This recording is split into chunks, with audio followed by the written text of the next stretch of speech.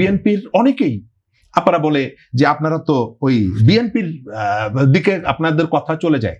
আমি অবশ্যই যখন জামাতের প্রশ্নটা আসে আমি হাজারবার বিএনপির এই প্রশ্নগুলোকে সাপোর্ট করব।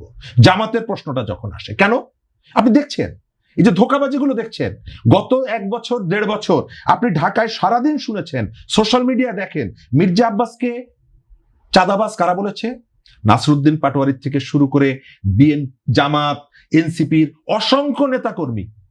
আমি ধরে নিলাম মির্জা আব্বাস চাঁদাবাজ।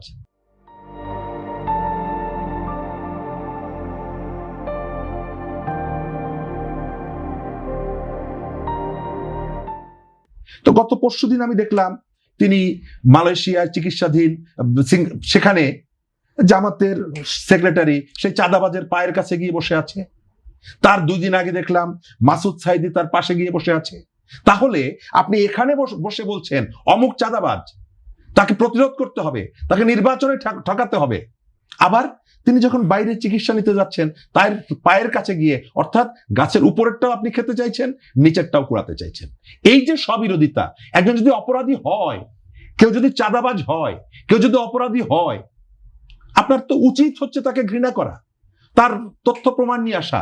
এই যে অভিযোগগুলো, এই অভিযোগগুলো কি আপনারা আনুষ্ঠানিকভাবে সোশ্যাল মিডিয়ায় ভাইব তোলার বাইরে আপনি কি কোথাও আনুষ্ঠানিকভাবে বলেছেন যে এই জায়গা থেকে তারা চাঁদাটা সংগ্রহ করেছে? আপনি সেই তথ্যগুলো নিয়ে আসেন না কেন? আপনি সেই প্রমাণগুলো নিয়ে আসেন না কেন?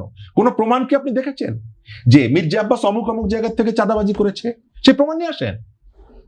স্বরাষ্ট্রমন্ত্রী ইয়াবা ব্যবসার সাথে তাকে যুক্ত করছেন, প্রমাণ নিয়ে আসেন। অবশ্যই আমরা রাস্তায় দাঁড়িয়ে টকশোতে বসে বলবো তার পদত্যাগ চাই, তার অপসারণ চাই। ব্যর্থতা যদি থাকে তার জন্যও বলবো। আমি জিজ্ঞেস করি, আপনি একজন আইনের মানুষ, আপনি একজন আইনের মানুষ, আপনি মানুষ, তারপরে একজন আইন মানে পেশার সাথে যুক্ত। আপনি রাস্তায় দাঁড়িয়ে কিভাবে বলেন যে এই ঘটনাটার এখানেই বিচার করে ফেলতে হবে, আবার পার্লামেন্টে দাঁড়িয়ে বলেন শক্তিশালী মানবাধিকার কমিশন চাই, শক্তিশালী বিচার বিভাগ চাই? না, আমি তো বলিনি এখানে বিচার করে ফেলতে হবে। আমি তো স্ববিরোধিতা না বললাম যে কিভাবে একটা সভ্য দেশে পাবলিক পারসেপশন, পাবলিকের প্রত্যাশা। আর আপনি যখন একজন নেতা, একজন নেতার দায়িত্ব কি? একজন নেতার দায়িত্ব হচ্ছে জনগণের মধ্যে কেউ যদি ভুল কিছু করেও তাকে আপনাকে বুঝানো, তাকে একটা সিস্টেমের ভেতর থেকে এটিকে নিয়ে যেতে হবে। আজকে যে কথাগুলো বলা হচ্ছে তার মানে কি? আমাদের এখানে বিচার বহির্ভূত হত্যাকাণ্ড হয়েছে না? আওয়ামী লীগের সময় অসংখ্য বিচার বহির্ভূত হত্যাকাণ্ড হয়েছে। আপনি তো সেটাকেই সাপোর্ট করছেন যে রাস্তায় দাঁড়িয়ে বিচার করে ফেলতে হবে।